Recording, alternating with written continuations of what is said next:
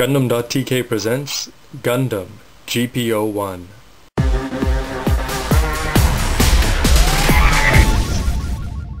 Hey everybody, Robert184. This is part 2 of my review of the Gundam GP01, and don't forget to check out part 1 to see all the parts and details. Something I didn't talk about in part 1 is the core fighter, which is huge, especially if you compare it to Amuro's or something like the Sword or Force Impulses.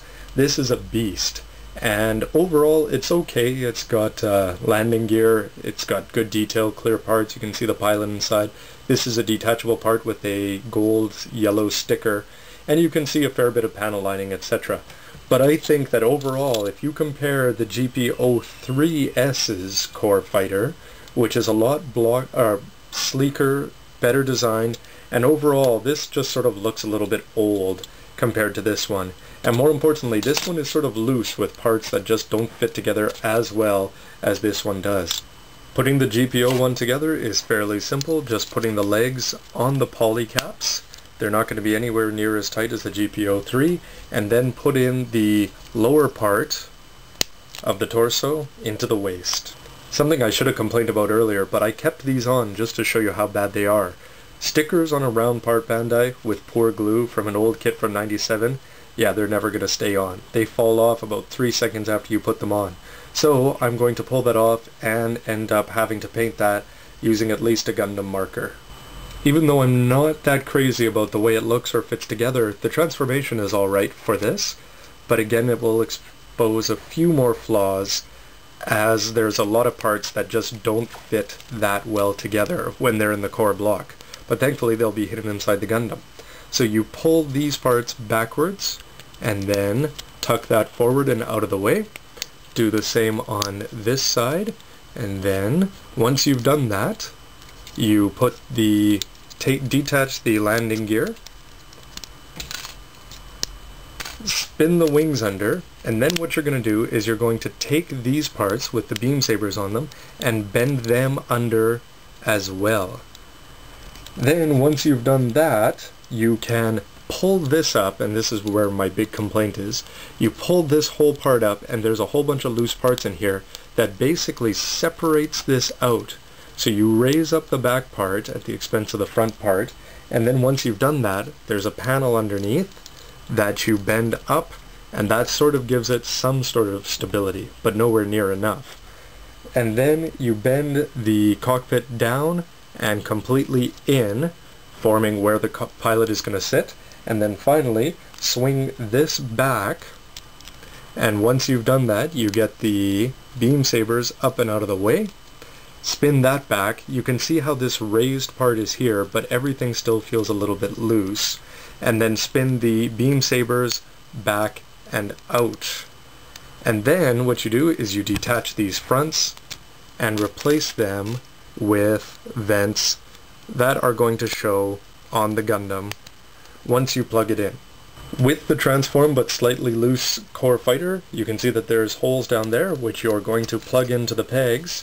Putting on the top part of the chest, you can see that there's pegs there, and then this, when I transformed the core fighter, I forgot to do that. You just flip those panels down, and then you open it up, keep it out of the way of the beam sabers, and then slide it down into place, lock that in, lock the hatch into place, and then swing this gray panel down and put that around the beam sabers, and now we really have what looks like a Gundam. For the arms, you just put on the shoulder first, and they are going to get in the way of the beam sabers on the back, and then just plug in this part on the incredibly small and exposed weak shoulder.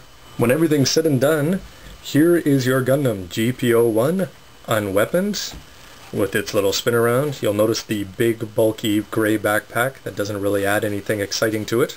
And overall, I think it looks like a better version of the original Gundam, which of course is what they were trying to go with, as this was part of the RX-78 series.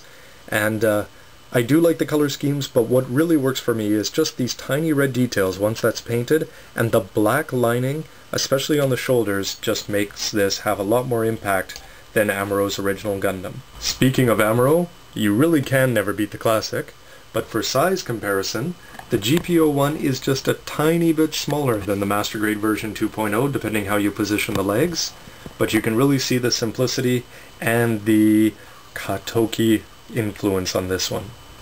For another size comparison, though its legs aren't lined up, the GP03, once you put the head down anyway, is just a little bit bigger than the GP01 again, and you can check out a review of the GP03S, which was made 4 years later and really has a lot better technology in it.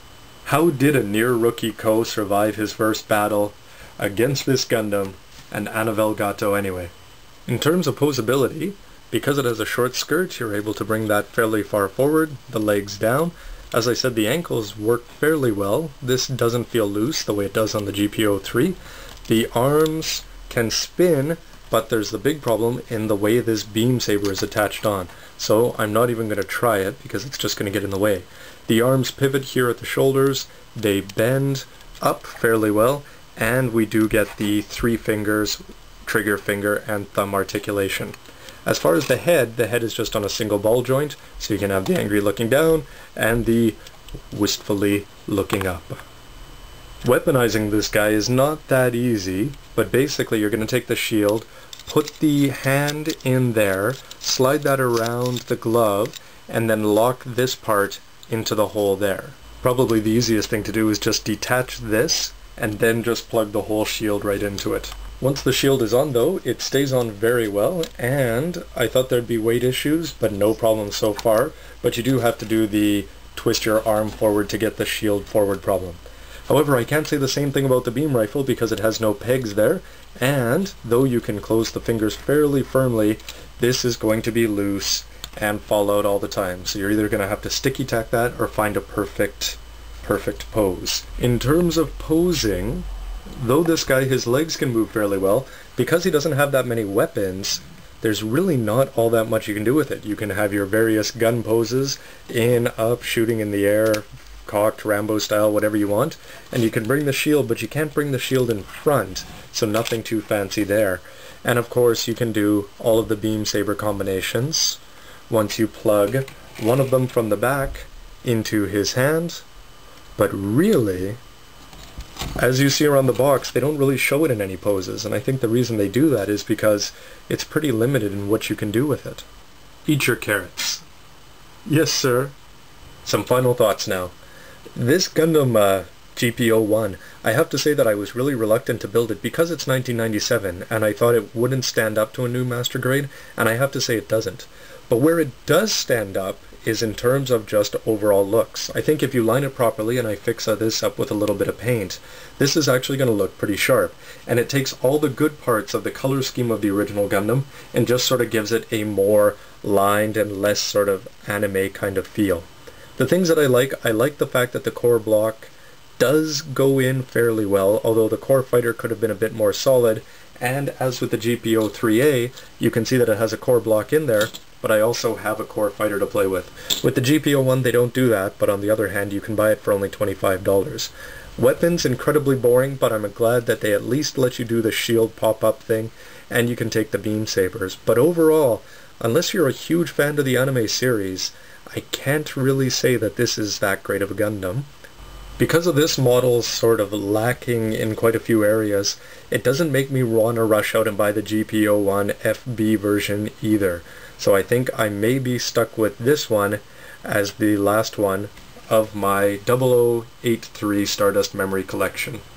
Thanks for watching everybody, and don't forget to check out reviews of all of these. And I have to say, I went back and I watched the OVAs of this series when I was building these models again, and I have to say that I liked it a lot better than when I watched it the first time, so why not give it a shot?